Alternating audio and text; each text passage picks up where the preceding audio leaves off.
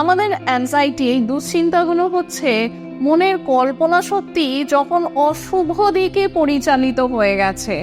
আপনি মনের চোখে দেখতে পাচ্ছেন আপনার সঙ্গে কি কি অঘটন ঘটছে। সেই সব মুহূর্তে কি করবেন? ঠিক উল্টোটা করুন। মনের এই কল্পনা শক্তিকে শুভ দিকে পরিচালনা করুন। কিভাবে করবেন? ভিজুয়ালাইজেশন প্র্যাকটিস করে।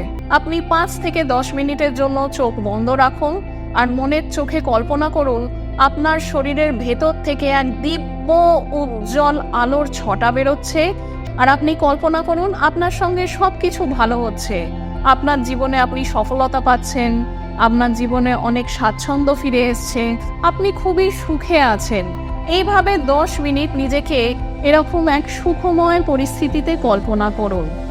চোখ খুলে দেখবেন আপনার মন থেকে সেই দুশ্চিন্তাগুলো তো উধাও হয়ে গেছেই, আপনি অনেকটা পজিটিভ ফিল করছেন।